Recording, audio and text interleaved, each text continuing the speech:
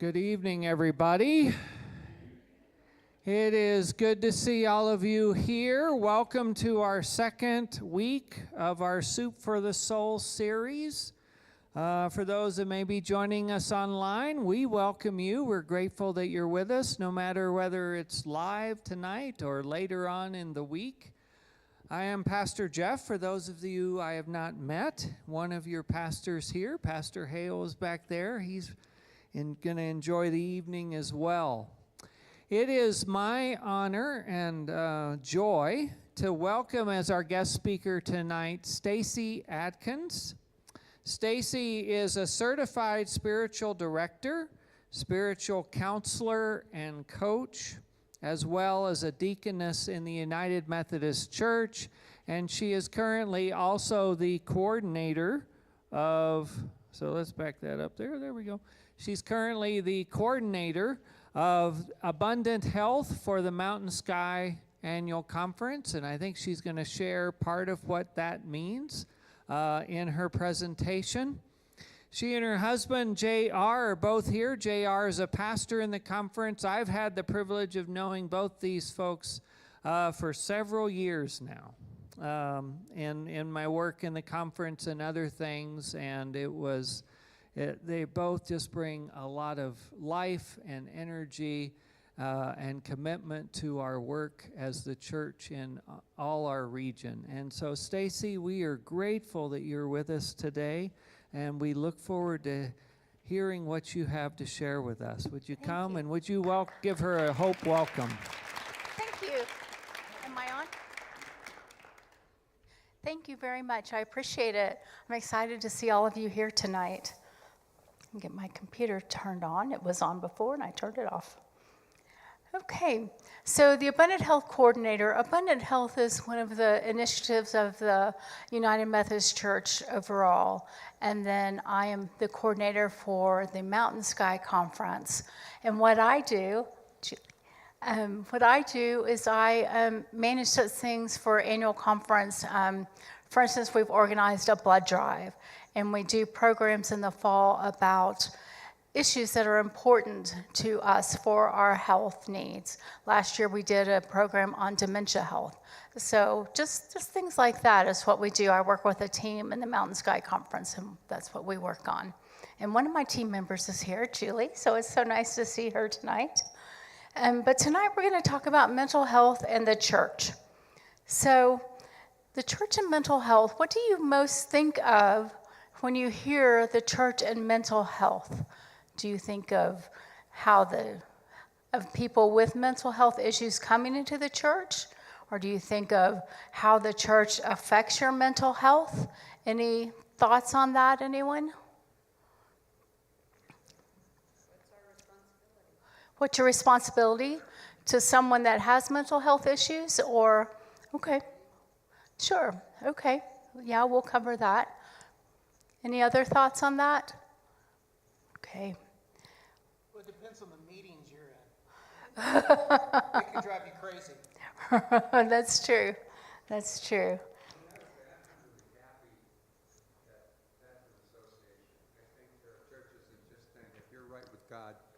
If you're right with God, there's just no such thing as needing to worry about mental health. So I'm thankful to be a part of church that considers that a real issue. Yes, it is a real issue. So when we go to church, we hope we're going to a healthy church. So a healthy church would offer strong social connections with one another, just how you were tonight at dinner, talking with each other and building your relationships with one another and getting to know each other. A church also shapes your beliefs from things that come from the pulpit, and with your Sunday school classes and other classes, that kind of shapes your beliefs. It serves as a place of sharing, so you can share deep personal thoughts. A lot of classes allow for that you can share things that are on your heart, and then it's also a place where you're encouraged to grow by offering educational opportunities.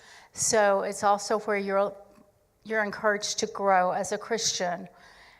Also in church, you can encounter the divine, and that could happen in any way. It can happen here in church with Pastor Jeff talking. It can happen just in a class when you're talking with another person, and all of a sudden you hear the voice of God coming through that person with some kind of advice or information that speaks to you at that moment. The church offers grace. It's freely given, and no matter how you screw up, the church is there to say you're forgiven, just like Christ forgave all of us. It's a place where you can reflect. A lot of times I like to come and sit in the sanctuary and perhaps reflect on how my day has been, places where I may have fell short of what I wanted to be. And I ask God for grace and forgiveness for that moment. So the church is a place of reflection. It offers mutual accountability. So if you're doing something that maybe isn't the best for yourself or for others, you hope that someone would kind of call you to task privately and say, maybe that's not the best way to handle that. And would kind of help you get back on the straight and narrow and build a better relationship with that person. It's also open to diverse opinions. I noticed I saw your sign on the door when I came in, how everyone there is welcome. All ethnicities and people, everyone is welcome here. So you're open to diverse people here. And it also offers education, chances to grow and learn. So a theology of mental health, that's where you're called by Christ to be a people of compassion and care. And you remember that Jesus offered care to the whole person, not just taking care of our physical needs, but taking care of our emotional and physical needs, as well as our relationship needs. So Jesus took care of all of our needs. And he also taught us to break down barriers. Who was Jesus always going to? He was always going to the poor, the tax collectors, the lowest of the people, not going to the Pharisees and the people like that, the Sadducees. He was going to the lowest of us. And Scripture also supports good mental health. So I put up some scriptures here. Maybe someone will read the first one for me. Would someone like to read for me? Here we go. The righteous cry out, and the Lord hears them. He delivers them from all their troubles. The Lord is close to the brokenhearted and saves those who are crushed in spirit. So someone who's crushed in spirit, that sounds like someone that's really depressed to me. Someone who's suffering from a mental health issue. Philippians 4:6-7. Would someone else like to read that?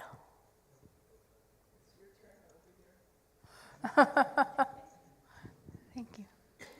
Do not be anxious about anything, but in every situation, by prayer and petition, with thanksgiving, present your requests to God, and the peace of God, which transcends all understanding, will guard your hearts and your minds in Christ Jesus.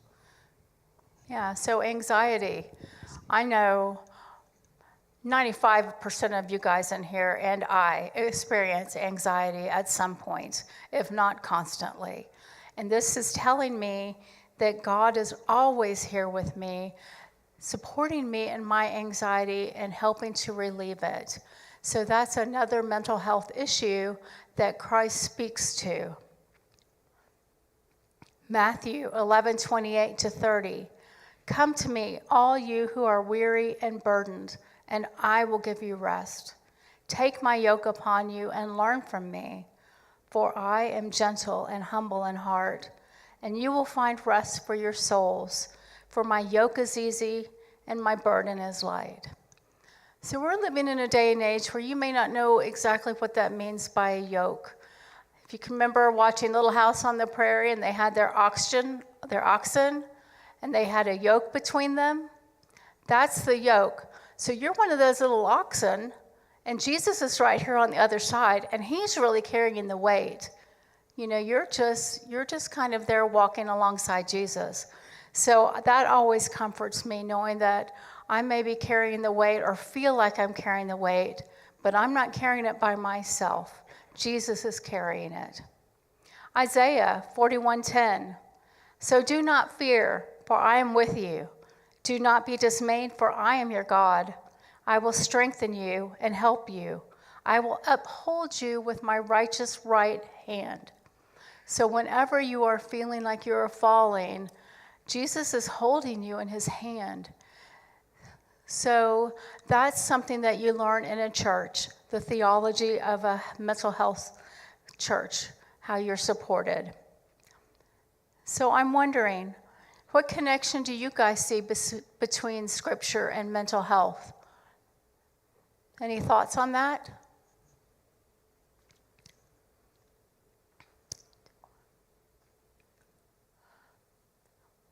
Can you think of any other scriptures that speak to this?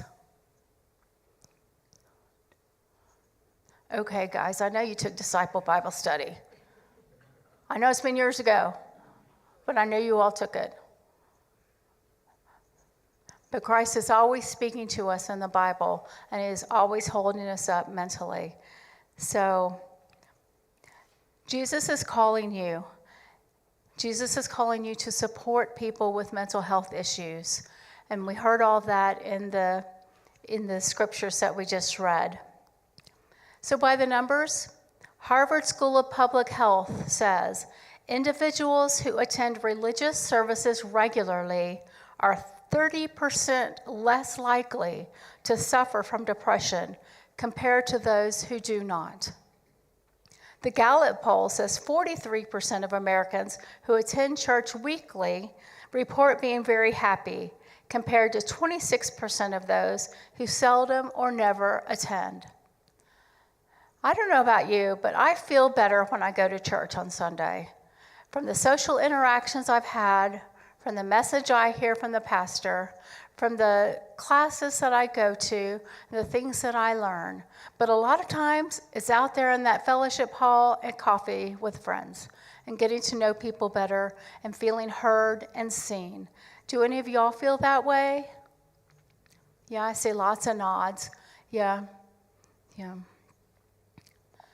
So the American Journal of Epidemiology says regular church attendance is associated with a 27% reduction in the likelihood of death from despair, such as suicide and drug overdose.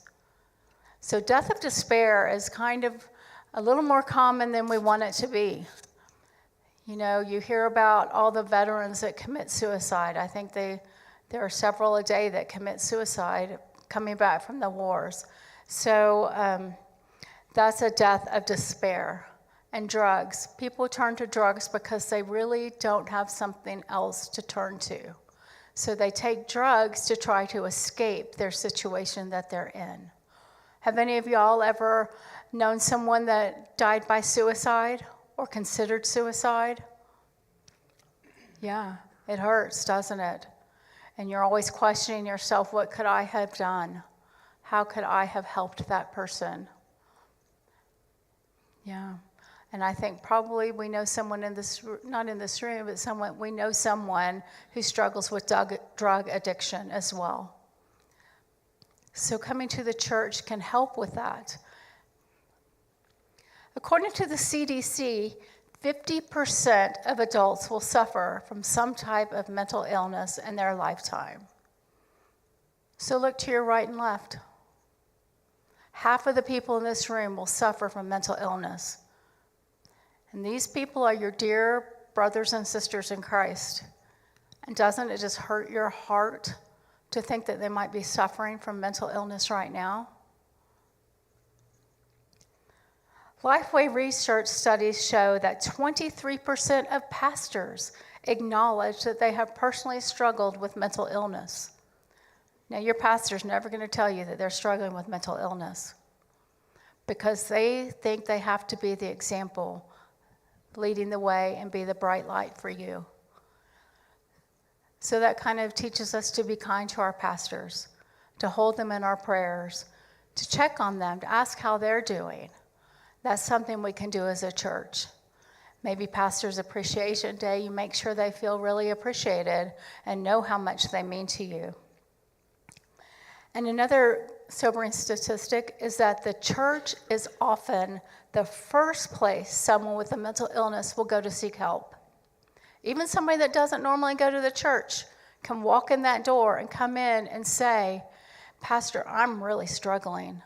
You know, whatever happened, my wife left me, my mom died, my dog's sick, whatever it is, they can walk through that door at any minute.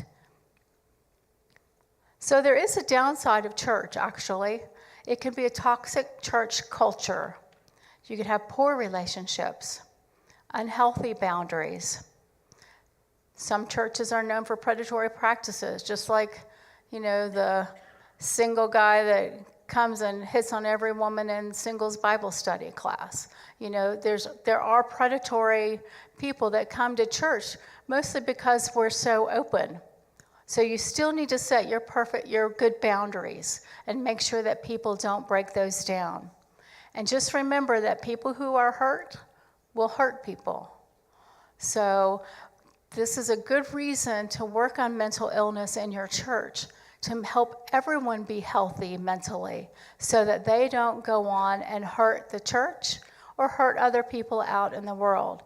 Just like someone getting cut off in traffic, they're really mad because their wife left them that morning, you know, but they're hurting you and yelling at you and maybe making unfriendly hand signs to you, but really they're hurt people, and so they want to hurt others because they don't want you to be happy when they're hurting so much. So, there's a church-initiated mental health strategy, and your church could enact this as well as others. This came from Kay Warren out in Saddleback Church in California, I think? Mission Viejo, California. And she came up with a church-initiated mental health strategy. And if you go to their website, and I believe it's kwarren.com, you can learn their resources, you can use their resources, you can use their techniques to make your church a church-initiated mental health church.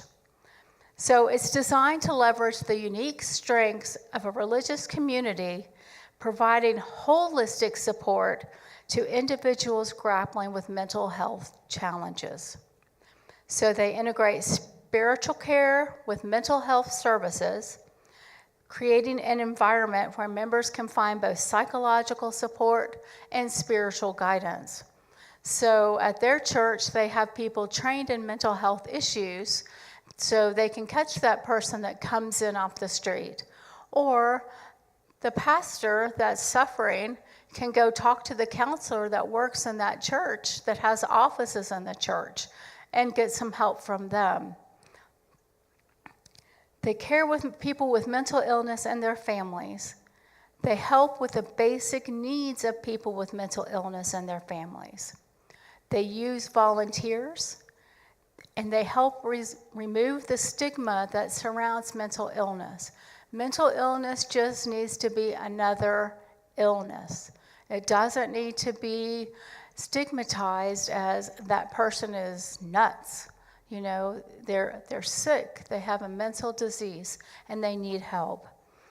They can collaborate with the community by having resources available, either find out the low-cost resources in town. They might partner with a social worker. They might partner with psychiatrists that are willing to work on a sliding scale with people. You might even find psychologists that would offer a certain amount of pro bono hours a week or a month to work with people from the church. And maybe they do 3 sessions pro bono, and then after that, the person goes on to a sliding scale and pays that way. And then the church can offer hope.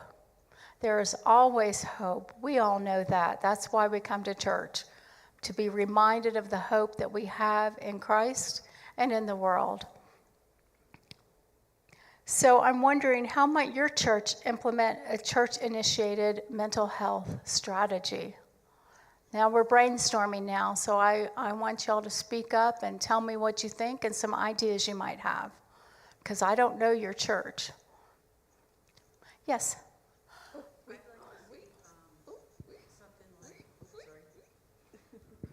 Yeah, I'd like to see something of lessons or classes or whatever on the stigma issue, because I think that's a huge part of, he's just crazy, whatever. Yeah.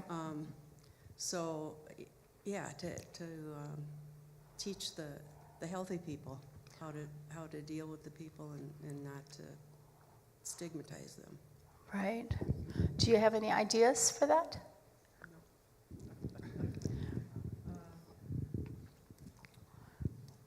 Just the classes, I think, if they just Yeah. offer classes. Yeah. Yeah. I've always thought about this.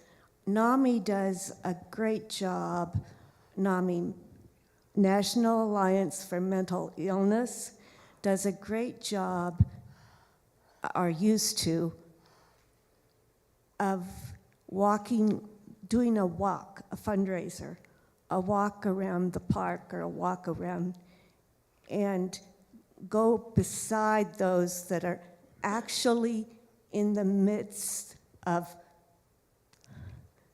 been diagnosed with a mental illness and help be advocates, be advocates. Yeah.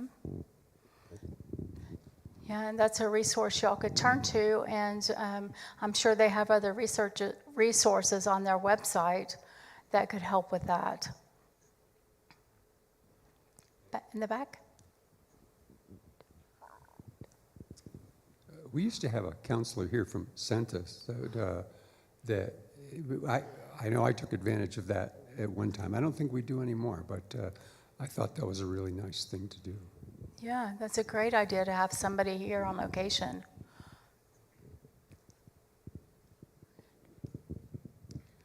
When I first came here, we had a couple of support groups, and I was a young mom. We had a support group for young moms that met every couple of weeks, and I think we could have various types of support groups. It's a great idea. I was thinking about, what about young moms with postpartum depression? And they're being told their life should be wonderful now. They have this beautiful baby and everything should be great now, and they're suffering. Yeah. It's a great idea, some support groups. Other thoughts? If it was you suffering from the mental illness, what would you want here at your church for you?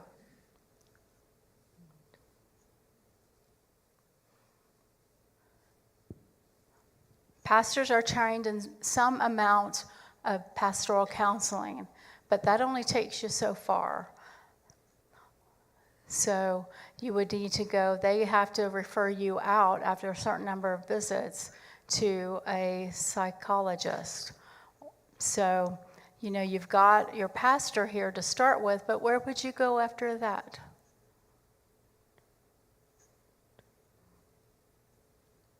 I think we have a village resource person that we can go to. Jeff, can you tell us more about that one? Where we have the combined churches, and isn't there a counselor there that no longer a counselor there? They have a caseworker, but no longer a counselor. So that's more social services. Our relationship still, we don't have someone on site, but our relationship still is with Centus. And so if someone needs a referral, that's generally where I would begin. Great. Thank you. That's good to know. So maybe you would go there. I think one thing we could do is put together a list of community resources. Yes. I think in the mental health community, a lot of people want their anonymity. Yes. And so it becomes a very challenging thing. But if we had resources and who a contact person might be within our church to help walk somebody through how to find a resource.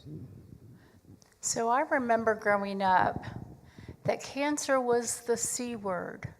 You never said it. And now I feel like that's what's happened to mental health. Now mental health has become the secret word that you never say anymore because you don't want to have that label put upon you. You know, you may just be going through a tough time at that moment. So, Getting my steps in. do you have your Fitbit on? It occurred to me that self-care fits in here. Yes. I was fortunate. I came to the conference right in the midst of COVID. I know you're thinking, what? How is that a good thing? But I felt supported from my district superintendent, my bishop, the conference people. They realized that pastors were going. So it helped me realize then how much I needed to do preventive work in self-care. And whatever that means to each person, time away or resting or fun time. But I think that probably is a part of this mix, stigma, as well as a place of encouragement, support groups that were mentioned. Those all can be a part of self-care. Yeah, definitely. Yeah. So, so you have some ideas where you would go. So the first place you might go is to a teacher in one of your church class teachers and mention to them, or they kind of discern from the class that you're suffering. And then you would go to your pastor, and it sounds like pastor would refer you out to the group that you all have a partnership with. And then from there, you know, you have that community, that person you can talk to and share with pretty much anything that comes into your mind. And it's a safe place. I do that as a spiritual director. I hold a safe space. Everything is confidential. It never leaves my office. So that's what that counselor would do. It would stay in the office between the two of you. I'm also thinking that you can do things like personal self-care, like JR was saying. You can meditate if you're suffering. I know it's very hard to meditate. Everyone struggles with it. But really what it is when you're meditating, you close your eyes, you kind of keep your fingers together, and you want to know why they do that? Because I never knew till I learned more about it. It's so that when your fingers start to slip apart, but you've lost that focus. And so when you notice your fingers have come apart, you bring them back together and bring yourself back to focus. And then when a thought comes to you that seems disruptive, you don't ignore it, but you just let it go by. And like, yeah, I'll think about that later. And then you let it go by, and then you just sit with it. And I know we have a Buddhist friend and says, what does the master tell me to do? To sit with it. I'll go to my master with this question, and he'll just say, sit with it. So he never gives you an answer. It all comes from within. I'm wondering also, in the church, let me go on here. The church has a library, I imagine, or books you can borrow. And I know Kay Warren's website has a list of resources and 9 pages of books on mental illness. So these are just 2 that I saw. One called Anatomy of the Soul, Surprising Connections Between Neuroscience and Spiritual Practices That Can Transform Your Life and Relationships. So spiritual practices like the meditation that I mentioned, those are things that can help someone through. And you could teach someone to meditate. You could talk to them when they come in the church and they're suffering. You know, you could sit with them. Sometimes that's all they need, is someone to just sit with them and let them know that they are not alone. And maybe you can talk to them and tell them, teach them about meditating and how to breathe, you know, to breathe deeply into your belly and then release it out through your mouth. So you breathe in through your nose and release it out through your mouth. And as Nadia Boltz-Weber says, breathe in the good stuff, bring out the bad, you know what. So, you know, breathe in the good, release the bad. And that's a good breathing exercise to do to help yourself calm down and get into a safer place. So there are things, what do you do when someone you know here is going to be in the hospital? The first thing you do, you set up a food chain. You bring them food to their house for their families and themselves. And you can do that for someone that's suffering from mental illness because they may not be able to get out of bed the next day, you know? So bring them food. Maybe they need somebody to run to the pharmacy and pick up some medicine for them. Maybe they need someone to clean up their house because they've been too sick with this mental illness to clean up their house. You know, there's dishes in their sink, and I don't know about you, but it depresses me when there's dishes in my sink. So I think that, you know, we could go and do the dishes. We could make sure their dog gets walked, their cat gets fed. You know, those are things that you do for someone who has a regular physical illness. You can do the exact same thing for someone with a mental illness. So that's something to consider setting up. And again, like you said, there's stigma with it, and sometimes people are scared to tell you that they're suffering. So but you just have a feeling from the way the person's acting. They're acting a little different. They're not showing up at church. They're not showing up to the Bible study. They're not showing up to choir when they usually do. Well, those are all good indications that something's going on and they need some help. So give them a call, send them a card, and tell them they're going to be okay. Just like you would do with someone with a regular physical illness from a surgery or a serious disease. Anything like that you can do to help someone with a mental illness. So, these are some additional resources I have. Does anyone know that 988 is now a suicide and crisis lifeline? Just like 911, you can call 988. Well, you can call it for yourself. You can also call it for someone else. If you think someone is suffering to the point that they're suicidal, you call 988 and you ask what you can do to help. There's the National Alliance on Mental Illness. The United Methodist Church has a faith and mental health page on the website. And there's also ministries in mental illness that the United Methodist Church offers. So now we have some time for Q&A. So I'm wondering if you guys have any questions for me about anything I've talked about, anything else? I can tell you more about abundant health. I can tell you, more about what I do. Anything. Yes. I don't have a question, but I haven't heard tonight. We have a care team here at Hope. Nice. And they meet regularly, and they talk about individuals who have various needs, and they assign somebody to be a primary contact. And then that's the person that if they see something unusual, they can get back with Pastor Jeff or Pastor Hale and talk about what next steps might be.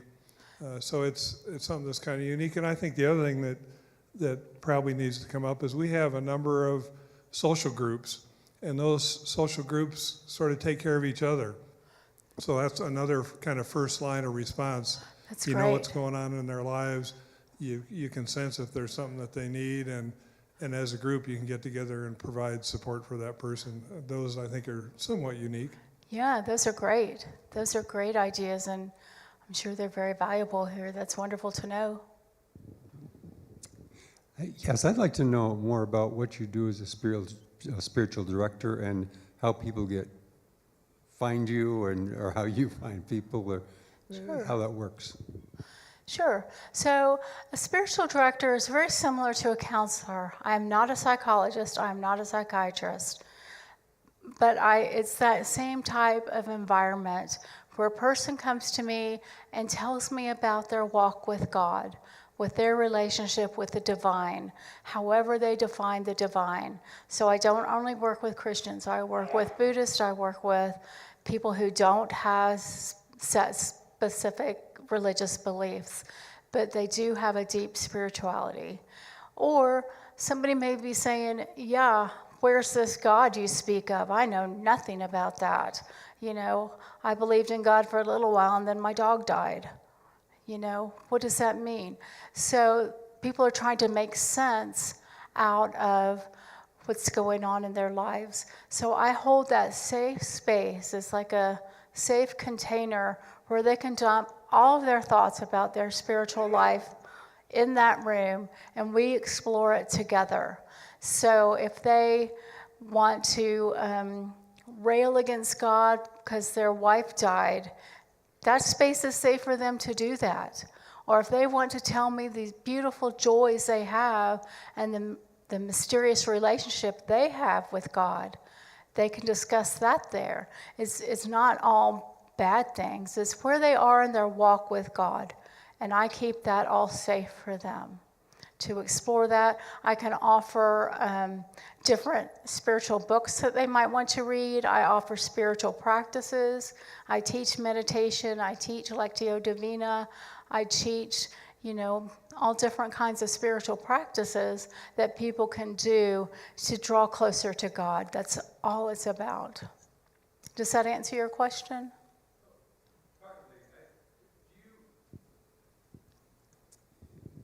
Do you work with the church in this, or are you just sort of a freelance person? I'm freelance. Doing this? I'm Okay. freelance. My husband's a pastor, so he can refer me to people, but I'm freelance. So, yes, I believe I am still on the Mountain Sky website.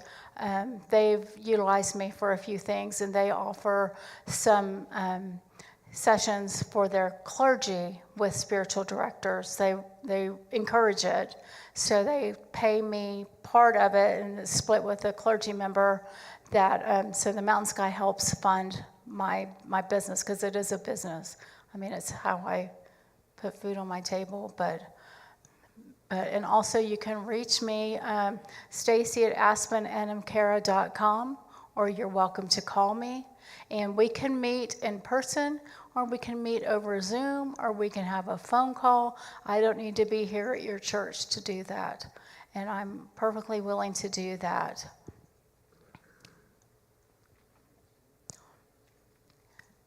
Anything else? Yes.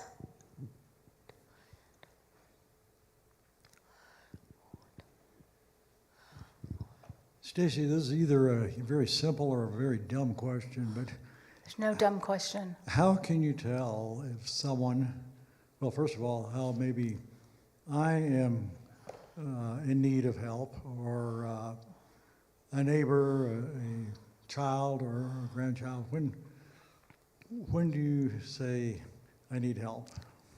When do you say you need help? The minute you feel like you need help.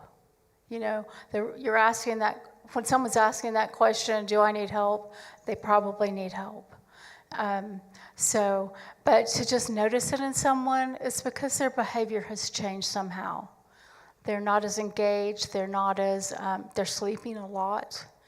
Depressed people sleep a lot because they just don't have the energy to do much else. I know someone right now who's dealing with some depression, and he's like, there are days I just can't get out of bed, and it's very difficult. So those are things you can notice, a change in their personality. Someone who's usually upbeat and cheerful and stuff, and all of a sudden they're very quiet, they're reserved, they're not talking a lot. They might be sitting at the table, but they're not necessarily saying anything, and usually they're talking. If it's an introvert, that's different. But if it's someone who's usually the life of the party and they're not saying anything, something's going on. Does that help?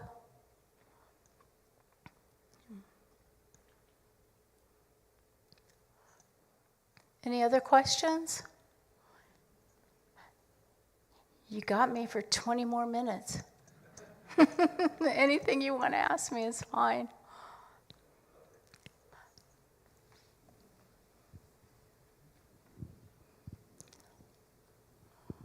So I'm just curious. Yes. I assume you have some personal theology. How do you deal with that in dealing with people from so many different directions, I'll say? So, I'm interested. I believe our God is big. Our God is bigger than this church. Our God is bigger than the United Methodist Church. I don't think that this is the only way to God. God loves everyone. And so I try to offer that in my spiritual direction sessions. Yes, I have my own personal beliefs, and that happens to be Christian, and it happens to be through the United Methodist Church. However, God is a lot bigger than me and my theology.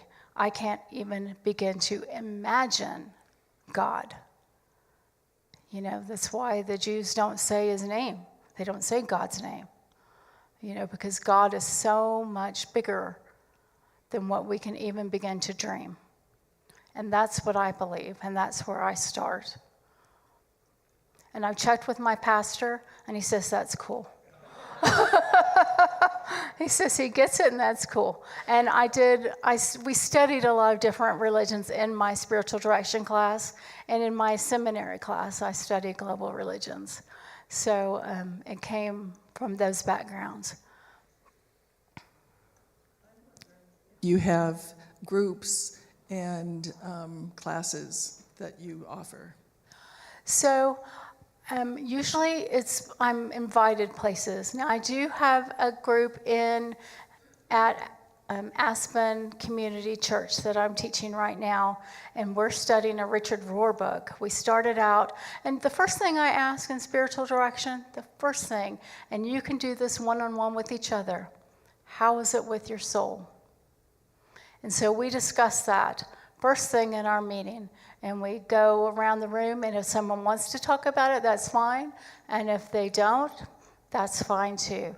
But they're open to say how it is with their soul, and it gets very deep and very personal. So we have, double confidentiality, which means you don't share it outside of this room, and if I run into you at the grocery store, I don't say, how's that issue you're having with God lately? I don't bring it up. If they bring it up, that's one thing, but I don't bring it up. So I have that kind of class. And then, and we're studying Richard Rohr's newest book, The Tears of Things. And it's a prophetic book about what we're experiencing right now in 2025. And it's a very, he studies the prophets and what they would say, how they dealt with it in their time period, and how they would deal with things now, how prophetic voices come out. So that's what we're studying in that class. I'm more than willing to offer more classes. I can do it online. If y'all are interested in that, or if anyone wants to do that, I can do that. And then I taught at the last annual conference. I taught a group for the laity, so I did that class there, and that was a several-hour event. I'm not teaching one at this annual conference. We're doing pew yoga at annual conference, chair yoga, but we're calling it pew yoga. So you can see me there at annual conference. Yeah, it's going to be fun. So we do things like that, but I don't have any specific classes lined up right now. I'd love to do it. So. Thank you.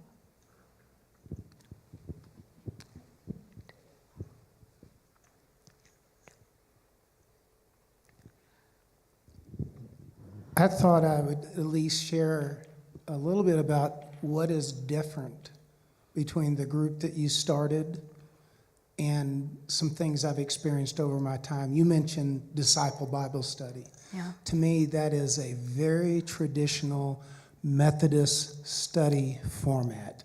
You got a book, you're going to read your materials, don't show up unprepared. We're studying this thing. If you got an opinion, it better be tied to Scripture. I mean, I may be overselling it, but you get the idea. There is this kind of, it goes back to John and Charles Wesley and his brothers at Oxford. That's why we're called Methodists. They had a method of studying. Anyway, we learned at the Academy for Spiritual Formation this other way of gathering that starts with how is it with your soul? And that changes the tune of the whole get-together. People don't usually talk about sports or those normal things. It gets right to the heart, And I feel it's really special. It's very Methodist, and there's not many places in town you can find it. So if you can find a group where you can talk like that, I think that's why they're successful. People yearn for it. And if you can find a group, then you want to keep it going and almost protect it. We did a pilot. We got funded by a grant from the Abundant Health, and that paid for food and advertising. We did a pilot, and after 4 weeks, they said, let's keep going, but I don't want it to get too much bigger. Yeah. Which was interesting. It's like, no, everyone in town welcome, right? It's the church. So those are just a couple ideas I thought I'd throw out. So if you're kind of thinking along these lines, how do you curate a group for spiritual soul support? Yeah. So my spiritual director, when I was talking to her about teaching this book, she said, well, you can always bring it back and tell them to keep it below the shoulders. Keep it in your heart. So how does what you read in the book affect your heart? That's one thing I always felt when I went to seminary, everything was in my head, and I wasn't getting to the heart of my religion. And I think that's when I started feeling, something was kind of missing. But then I went on to the Academy for Spiritual Formation, and then I went on to study and become a spiritual director, and that's when I got to the heart level. And Methodist was always about the heart. It's always been about the heart, but for some reason, we get pulled into the head and our intellectual stuff because that's safer, right? Somebody can disagree with your opinion, but they better not hurt my heart. They better not disagree with what's in my heart. So that's something that's very important. So if you want to form a group like this, remember that. Keep it below your head.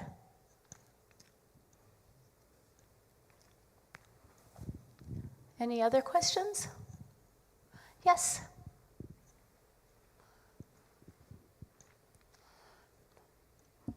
Well, I was sitting here trying to figure out what Anamkara is, and so yes, I went to your website, and I see that you teach Enneagram and you do Reiki healing. Could you speak about those two things? Sure. So the Enneagram is really interesting. I love to teach that. It's 9 different personality types, and for classic Enneagram people, I'm a 9. So I'm more introverted and quiet, believe it or not, and keep to myself. My husband, however, he's a 7. So he should be standing here jumping up and down because he's the clown of the Enneagram. So you take several tests. They're very interesting because they almost always, if you take 2 tests, will come out to the same one. You don't really change your Enneagram number throughout your life, even though it seems like you would because you mature and grow. But you're really always the same basic Enneagram, and it goes 1 through 9. So there are lots of books out about it, and I teach on it. It's really interesting. I love to do it. I love to find out what everybody's type is, and then you can find out how well you work with another type. But what it does is it helps you see where you're blind. Your blind points, where you're not seeing something about yourself that everyone else sees, and it's your blind spot. And so you learn that, and then you learn how to work with it so that you can be a better you. Nothing is wrong with any of the types. They all have their pros. They're all wonderful. So there's nothing wrong with being a type. It helps you understand yourself better. And then Reiki is energy healing. And the whole world is run by energy. So it's just interesting. We have these energy points in our body. And then as I run my hands kind of just right over your body in different points, I can feel different things. So like your root chakra is how grounded you are. And so in your root chakra, if that feels kind of out of a line, and I can feel it. I can feel, usually I feel heat And if that kind of feels like the root chakra is out of alignment, then I can just give my energy to that spot and help get it spinning again and being back in alignment. And then they're feeling more grounded. And it's really interesting because it sounds kooky, doesn't it? It sounds really off the wall, but it works. I don't know how to explain it. Energy is bigger than me. But it's really, really interesting. Your heart chakra, you can feel if someone's heart is hurting, from a broken heart. The crown chakra, you can feel how their connection is with the divine. I don't know if I can I use your heart and crown with Rob? So when I do it at the senior center in Aspen, and JR was there, and I could feel heat from his heart and from his crown. And that's his connection to the divine. Well, his brother happens to be very sick. And so his heart was hurting because of his brother. And the divine is because he might be a little bit angry at God about his brother being so sick. He's younger than us. He's 8 years younger than us, and he's on his last legs. So, it was just really interesting. And JR's like, I hadn't thought about that, but I might be a little angry about it. He's young. He shouldn't be leaving us. But so just things like that. And it's just bizarre. It's really interesting. I love it. What else? Oh, yeah, Anamkara. Anamkara is an Irish term, and it means soul friend. So who is your Anamkara? Who's your soul friend? So a spiritual director is often someone's soul friend. They share their soul with you. It's such a privilege to listen to someone share their walk with God. I'm sure pastors experience this too. It's a privilege.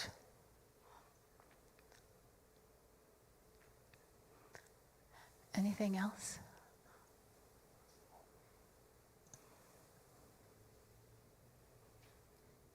Well, thank you very much. You're welcome. This is wonderful. Thank you for having me. Sure. Thank you. Thanks. Sure.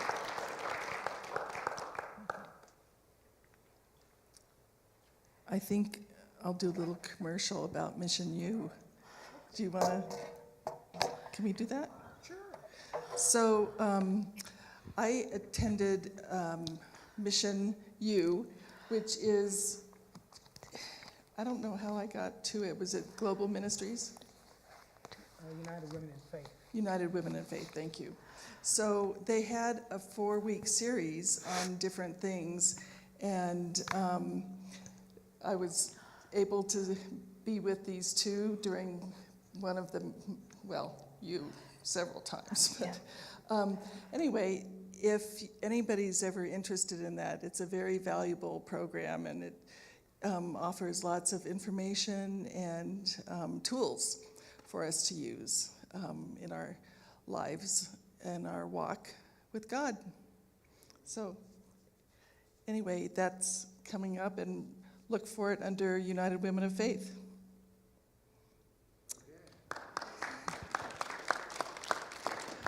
We talked a lot about the self-help. And next week, we have Bryce and Shannon Harmon, Marcia's son and daughter-in-law, and they are going to be talking about self-care.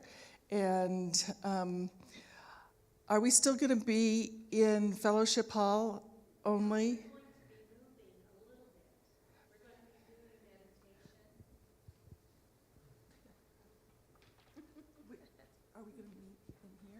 We'll meet in the Fellowship Hall.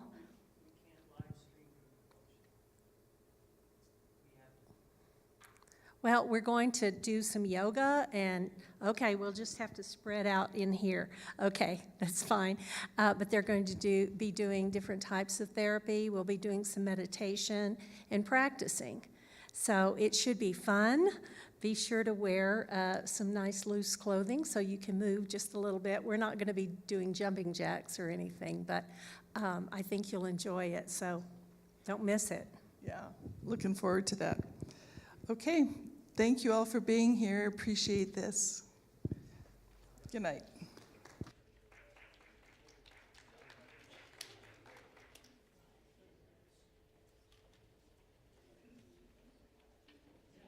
Ask some good questions.